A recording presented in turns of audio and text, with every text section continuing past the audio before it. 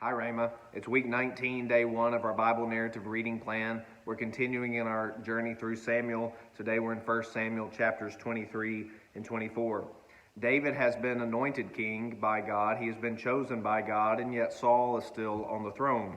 The Spirit of the Lord has left Saul, but Saul is still reigning in Israel, and David is on the run.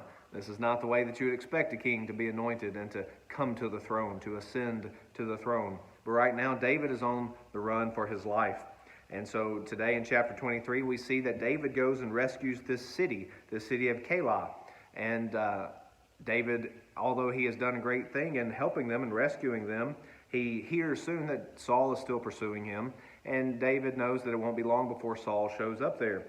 And so David inquires of the Lord, Lord, are you going to help me? Are you going to tell me what's going to happen? When Saul gets here, is this city going to hand me over? And God says to him, yes, they're going to hand you over.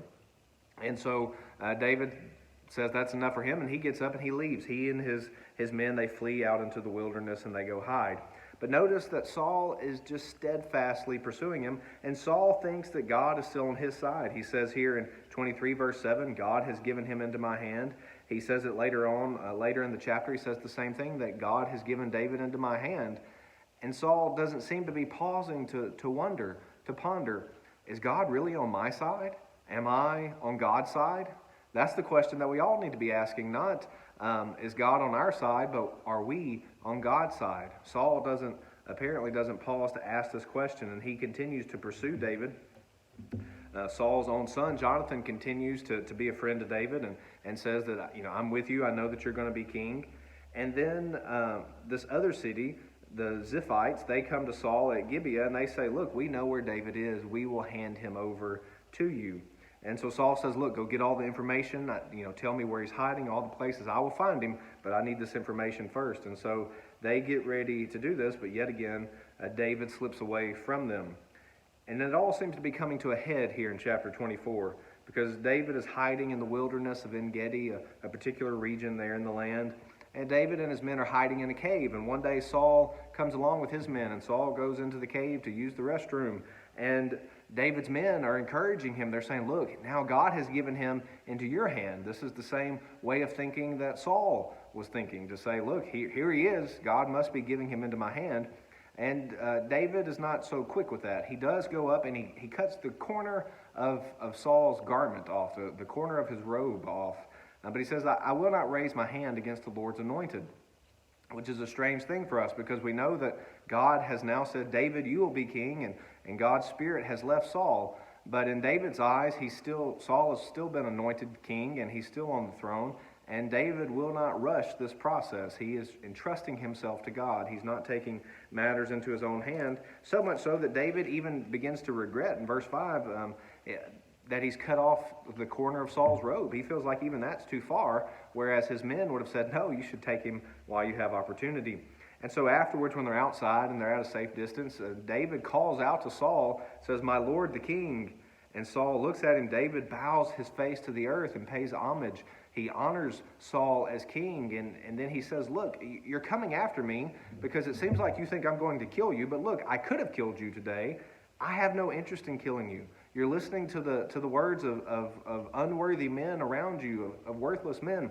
They're telling you that I want to kill you, but look, if I had wanted to kill you, couldn't I have killed you today? This is not who I am, Saul. And in what we've seen before, Saul seems to have a moment of peace where he calms down, and he even acknowledges, look, David, I know that you'll be king. Will you just promise me that you're not going to wipe out my family after I'm gone? And David swears that to him at the end of the chapter. But notice that David does not believe that Saul's heart has really changed. He's seen this before, where Saul calms down and seems to express remorse. It seems to act like this is all going to stop. But then it says that Saul went home, but David and his men went back up to the stronghold. David knows that Saul is maniacal. Saul is obsessed with capturing him, so much so that he's coming out with a multiple number of soldiers, whereas David may have a few hundred, Saul has a few thousand.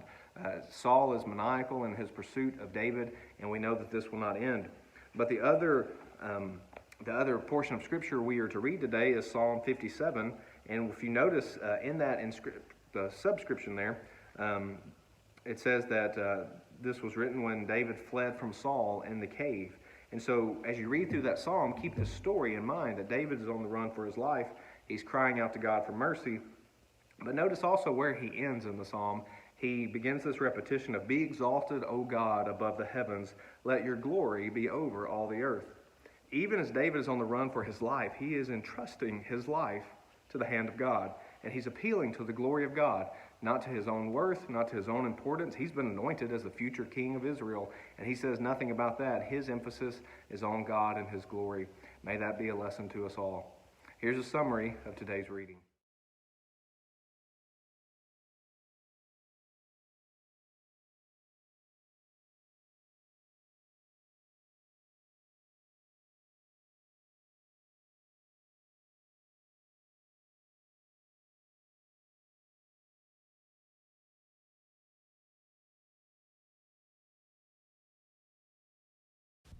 For more information, go to tunemyheart.org.